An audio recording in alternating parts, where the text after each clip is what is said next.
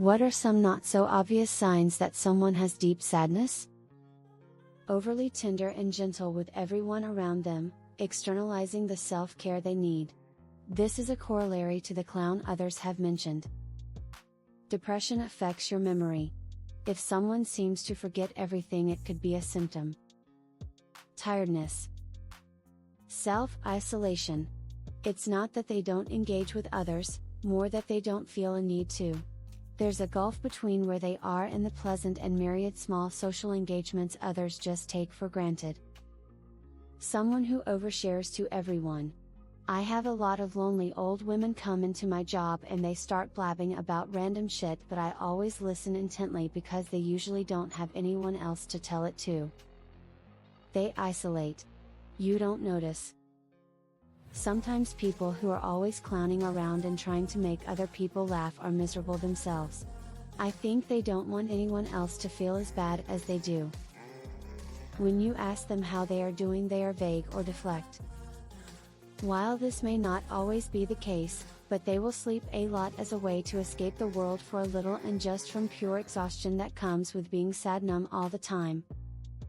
They can always tell when someone else is upset before everyone else. Like they have emotionally predictive arthritis in their joints. A serene demeanor. It feels like nothing can shake them or make them angry. Everyone tells me I'm the most chill person they know. They mistake it for happiness or peace of mind. Truth, I'm just so dead inside that I don't have the energy to get upset anymore. I have no dreams, ambitions or goals. Just coasting through. If you've experienced it yourself, you can see it in their eyes. Not their general demeanor, but those brief split-second periods where the mask slips. Surprisingly, sometimes they are the literal beam of joy that lights up the whole room. They don't want others to experience what they experience. Also, this reminds me of the adage of how the ones who shine the brightest are the quickest ones to burn out. Difficulty in initiating action. Even to send a simple email. Similarly, even if the gym is just 100 meters away to go, there requires a lot of effort. Doing laundry, list goes on and on. If I have complete kitchen with everything perfect with all vegetables, I will keep deferring cooking. Starting something is very difficult. If it's started, one can complete it, but the main issue is to take the step one. Most normal people don't understand this. The look in their eyes. You can smile all you want, but true sadness or depression always shows in the eyes. Reading the comments made me sad. Because I relate to so much of this. Avoiding conversations regarding himself. It could be for many other reasons, but sudden bursts of anger followed by remorse. At least for me, that's been a big part of my depression. I have such a negative view of the world, and sometimes that manifests as intense bursts of anger and rage, because things feel hopeless and irreparably awful. Then 10 minutes later, the initial rage cools down, and I realize I was seeing red and regret what I said or did. I don't want to be an angry person, but sometimes things get to be too much and it's uncontrollable. That in and of itself fuels the shame and negative self-image that caused the anger in the first place. Constantly checking in on other people because that's what they want in return. Being overly caring for people. Apologizing constantly. A flatness to their personality, flat effect. Emo. People who have deep sadness don't want to think about daily life, so they spend their time thinking about very large abstract concepts, philosophy, scientific discovery, space, time, complexities in literature, film, etc. Any topic that is vast, subjective, or unsolved. I'm not saying everyone who likes these topics are sad people, but if you know someone who's usually a really quiet person, ask them what they think about black holes. If it turns into a multi-hour conversation, they're probably going through some shit. I've got two answers. People pleasing.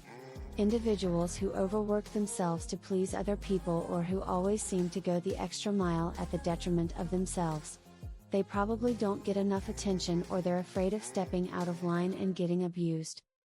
Hyper-independence. Those who refuse to accept help no matter what have probably been screwed over multiple times by the people who were supposed to help them. This is especially true if you've been neglected as a child and were constantly ignored by everybody. Behind on tasks, underperforming expectations, not asking for help, insisting everything is okay. Realizes almost everything posted describes myself. Oh spaghettios, speechless face. Pausing. Basically almost dissociating. Sometimes someone will just stop doing something as if all energy has been sucked out in a millisecond. Like they'll be chatting, then the next second they kinda mentally check out, then check back in. Or they'll be walking, then just stop for a second for no reason in particular, then keep going almost immediately or after a long pause. It's almost like they just kinda want to stop existing for a second. But it's so quick or subtle to the point it's kinda hard to notice unless you really observe them. I'm withdrawn when I am sad cause I don't want others to ask me why I am sad. Usually people don't hear from me for a bit. It shows in everyone differently. A spotless house versus an extremely messy house. The funny friend, the brightest in the room, always down to do something versus the flaky friend who always cancels and are quiet or need a lot of convincing to get out. Weight gain, weight loss. I'm sure I could find more. It's usually in the extremes. One is the obvious, what you expect out of sadness. The doom and gloom. The other is over the top happy. Posture is a big one. When that person is the therapist friend, you know they're going through something. They help everyone else to distract themselves from their own issues, and because they know no one is there to help them, so they do what they can to help others. Deep compassion. People who have truly suffered live in a different world to those whose biggest problem is finding the perfect genes. I used to get irritated at the smallest things. Then the universe spent 7 years showing me how. The robot has been green for 2 full seconds and the guy in front of me hasn't moved yet. No problem. A million small things a day that would irritate me I no longer even register. If someone is rude, I wonder what is causing them suffering. I see photos of me from 7 years ago.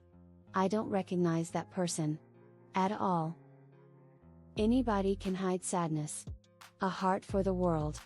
A heart for our family and friends. A heart for ourselves.